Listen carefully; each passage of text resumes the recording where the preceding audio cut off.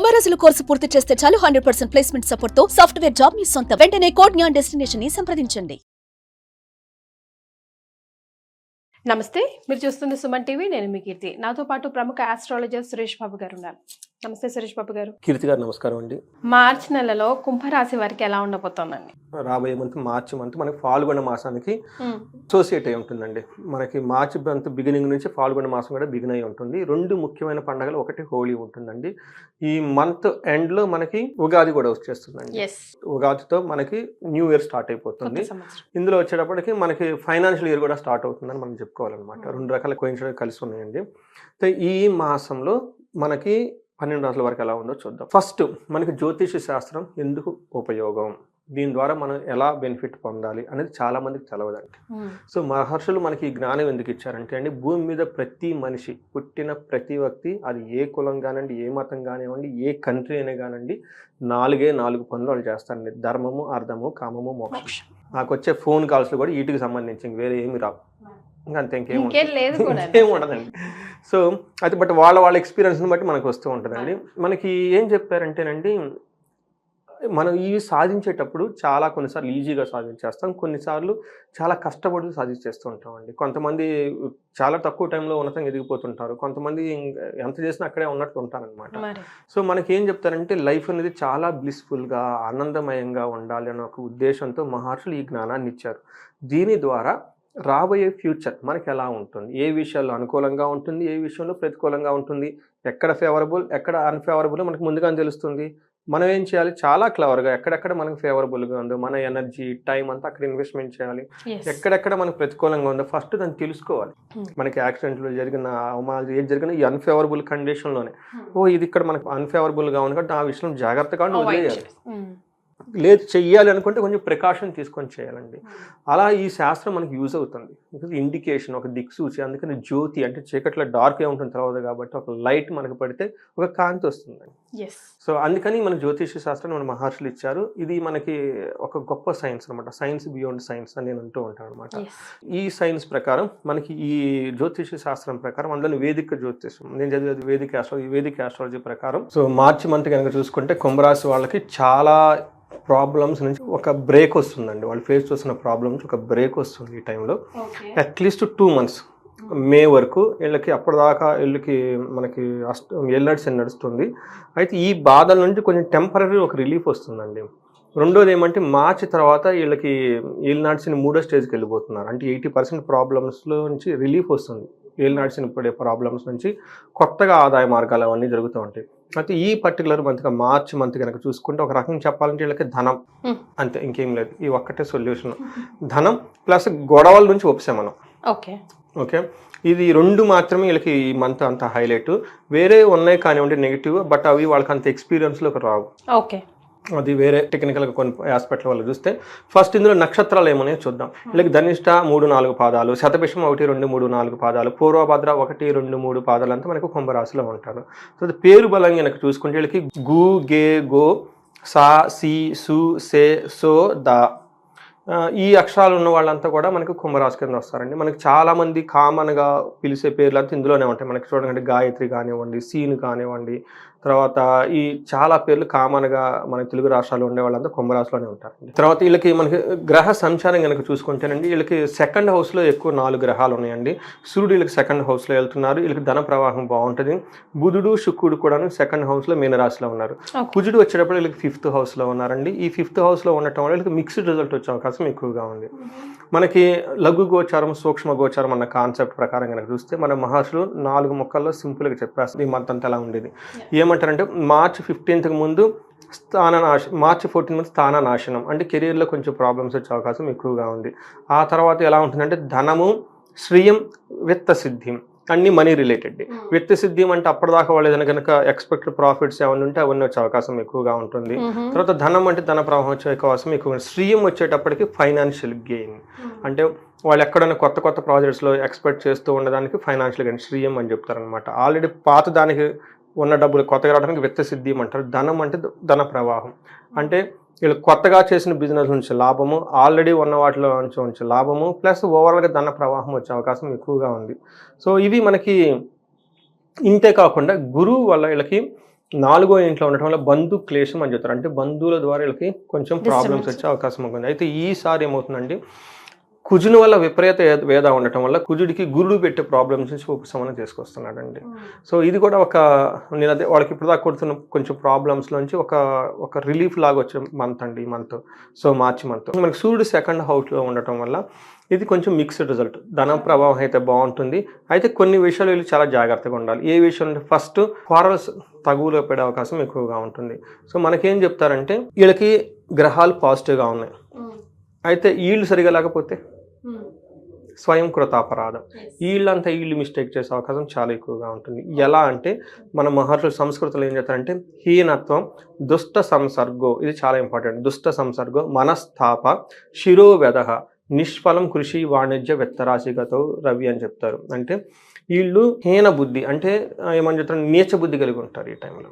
అంటే సంథింగ్ ఎవరు చూస్తున్నారు, ఏం చేస్తున్నారు అని చెప్పేసి వీళ్ళు గుర్తుపెట్టుకోవాల్సిందంటే వీళ్ళకి ఏం నాటి శనిలో ఉన్నారు. శని మీరు చెడు చేసి ఇమీడియట్లీ చెడు చేసేస్తాడు. శని మీకు మంచి పనులు చేసుకుంటూ వెళ్ళిపోతే మంచి చేస్తాడు. ఓకే, మీరు ఏది ఇస్తే అదే ఇస్తాడు.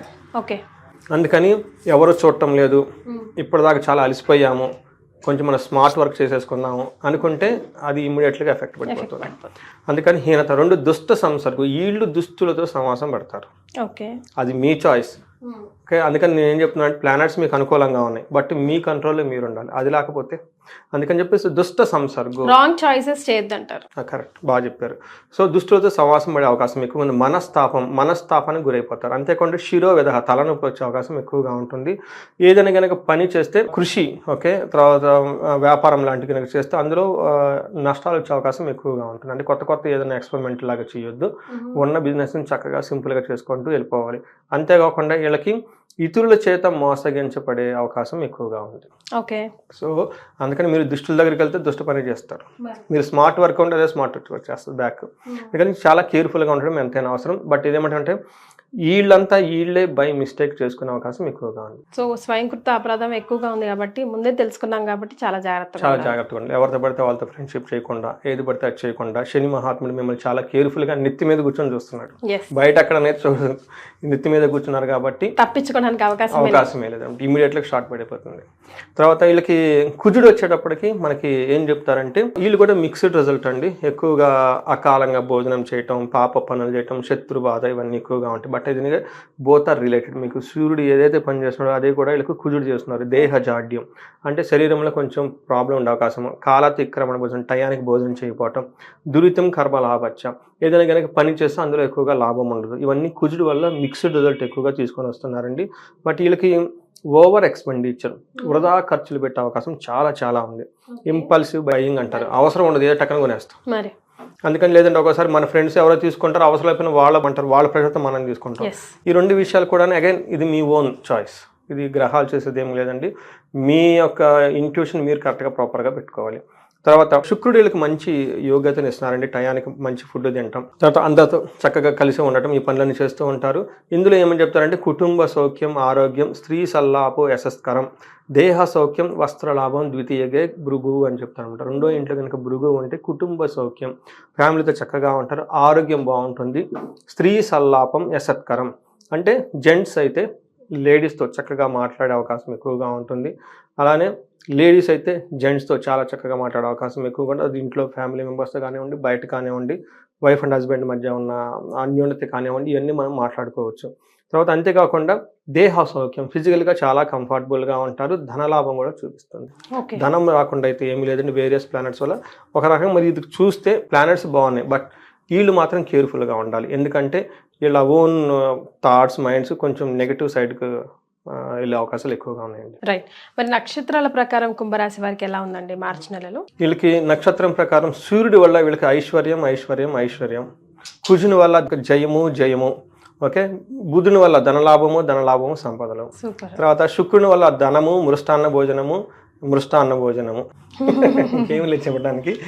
ఒక ధనిష్ట వాళ్ళకి మాత్రం కొంచెం ధనం వచ్చి పోయే అవకాశం ఎక్కువగా ఉంటుంది. ఎట్లా వస్తుందో అట్లా పోతుంది. బట్ మిగతా అంతా ఏమీ లేదండి. ఒక పూర్వభాద్ర నక్షత్రం వాళ్ళకి కొంచెం హెల్త్ బ్లడ్ లో చేంజెస్ వచ్చి కొంచెం ఏమంటారు కొంచెం హెల్త్ కాంప్లికేషన్స్ వచ్చే అవకాశం ఎక్కువగా ఉంది. అది కూడాను వైరల్ ఇన్ఫెక్షన్స్ కానివ్వండి, లేదంటే బ్యాక్టీరియల్ ఇన్ఫెక్షన్ కానీ ఇలా బ్లడ్ లో కొంచెం చేంజెస్ రావడం వచ్చే అవకాశం ఎక్కువగా ఉంది. ధనిష్ట శతభిష నక్షత్రం వాళ్ళు గ్యాస్ట్రైటిస్ వచ్చి తద్వారా చెస్ట్ పట్టినటువంటి అవకాశం ఎక్కువగా ఉంటుంది. కొంచెం హార్ట్ పేషెంట్స్ ఎవరైనా ఉంటే కొంచెం ప్రికాషన్స్గా ముందుగానే ఏ ఫుడ్ పడితే ఆ ఫుడ్ తినకుండా కొంచెం జాగింగ్ చేస్తూ వాళ్ళకి ఆల్రెడీ పాతలో ఉంటారు కదండి, డీవేట్ అవ్వకుండా చక్కగా చేస్తే బాగుంటుంది. ఒక రకంగా చెప్పాలంటే సూక్ష్మంగా చెప్పాలంటే వాళ్ళు ఇప్పటిదాకా పడుతున్న బాధ నుంచి ఈ మంత్ వచ్చే 2 months కొంచెం చాలా రిలీఫ్ వస్తుందండి. వా, సో అంతా బాగానే ఉంది. అనుకున్నట్టుగానే సక్సెస్ఫుల్గా ముందుకెళ్ళాలంటే ఎలాంటి రెమెడీస్ పాటించాలంటారు? వీళ్ళు రెమెడీస్ పాటించడానికి ఏమీ లేదండి. వీళ్ళు కుంభరాశి కాబట్టి వీళ్ళైతే కుంభకోణం నవగ్రహ టెంపుల్స్ ఖచ్చితంగా అందరూ ఈ రాశి చూసిన ప్రతి ఒక్కళ్ళు వెళ్ళాలని నేను కోరుకుంటాను. ఎందుకంటే అది నేనేం టికెట్లు అమ్మట్లేదు అట కుంభకోణం టెంపుల్కి. వాళ్ళ ఉన్నతికి ఏది చేస్తే ఎదుగుతారు అనేది. అంటే ఈ రోజుల్లో ట్రావెల్స్ చేయడం పెద్ద కష్టమేం కాదంటే అన్ని చోట్ల ట్రైన్స్ ఉన్నాయి, చాలా మంది వెళ్తున్నారు కూడా, కానీ అక్కడ దర్శనం చేసుకోవాలని తెలియకపోవచ్చు. అందుకని కుంభకోణంలో నవగ్రహ టెంపుల్స్, అందులోనూ తమిళనాడు గవర్నమెంట్ వాళ్ళే ఒక బస్సులు కూడా పెట్టారండి. కొంతమంది ఏమనుకుంటారని మా మిసెస్ కూడా అనుకుంది, కుంభకోణ టెంపుల్స్ అంటే నవగ్రహాలు ఒకే చోట కూడా ఉంటాయి కదా, మన ఊళ్ళో కూడా ఉంటాయి, అక్కడికి ఎందుకు పోవాలన్నట్లు ఒక ఫీలింగ్ అనమాట. నేను చెప్పి అది అలా ఉండేది కాదు. ఒకటి 20 kilometers, ఒకటి 30 kilometers అలా మొత్తం స్ప్రెడ్ అయి ఉంటుంది అనమాట. అవన్నీ చూడటానికి ఉదయం నుంచి సాయంత్రం వరకు టైం పడుతుంది. అందుకని ఆ దేవస్థానం వాళ్ళు తమిళనాడు గవర్నమెంట్ కొన్ని బస్సులు కూడా అరేంజ్ చేశారు కుంభకోణం నుంచి. వాళ్ళు మార్నింగ్ 5:30 తీసుకెళ్ళిపోయి సాయంత్రం 10-10:30 వాపస్ తీసుకొస్తారు. అది ఫస్ట్ విజిట్ చేయాలని చెప్పేసి నేను కోరుకుంటాను. సపరేట్గా ఈ నవగ్రహ టెంపుల్లోనే ఒక టెంపుల్ ఏంటంటే శనికి సంబంధించిన తిరునల్లారు టెంపుల్. ఈ టెంపుల్ వాళ్ళది లాస్ట్ అనమాట డెస్టినేషన్. అక్కడ లాస్ట్లో దిగేసి నైట్ ఆడ స్టే చేసి అక్కడ ఉదయాన్నే అక్కడ మనకి కొలను అంటారు కదండి, పాండ్, ఆ పాండ్లో అక్కడ నల్లకోపం అని ఉంటుంది, అక్కడ స్నానం చేసి శుభ్రంగా దర్బారేశ్వరుని శివుడు అనమాట, అక్కడ ఆయన దర్శనం చేసుకొని అమ్మవారిని దర్శనం చేసుకొని అక్కడ శని ఉంటారండి, శని మూర్తికి తైలాభిషేకం చేస్తే వీళ్ళకి కుంభరాశి వాళ్ళకి వీళ్ళు నడిచిన ఉంది కాబట్టి అండి. అందులోనూ ఈ మార్చి తర్వాత వీళ్ళకి 3rd stage వెళ్తున్నారండి. 3rd stage అంత ఇబ్బంది పెట్టరు. సో కొత్త అవకాశాలు రావాలని చెప్పేసి ఈ ఉద్దేశం చేస్తే ఆ తర్వాత మే నుంచి వీళ్ళకి ఇంకా గురువు కూడా చాలా యోగ్యత ఇస్తున్నాడండి. చాలా అంటే వీళ్ళ నడిచిలో ఉన్నా కానీ చాలా ఇంప్రూవ్మెంట్ వస్తుంది. సో ఈ ఇంప్రూవ్మెంట్ వీళ్ళకి ఎక్కువ ఇవ్వాలని చెప్పేసి ఇప్పుడు ద బిగ్గెస్ట్ రెమెడీ మనం చెప్పుకునే కనుక చేసుకుంటే చాలా బాగుంటుంది. ఇంకా అంత దూరం మేము వెళ్ళలేమనుకునే వాళ్ళు కొంచెం హోమాలు అవి కనుక చేయించుకునే వాళ్ళు ఎవరైనా ఉంటే కనుక వీళ్ళకి మన్యు పాశుపత హోమం ఇది కనుక చేయించుకుంటే హాఫ్ డేనే ఉంటుందండి. చక్కగా చేయించుకుంటే ఇన్స్టెంట్గా రిలీఫ్ వచ్చే అవకాశం ఎక్కువగా ఉంటుంది వాళ్ళ బాడీ బాధల నుంచి. రైట్.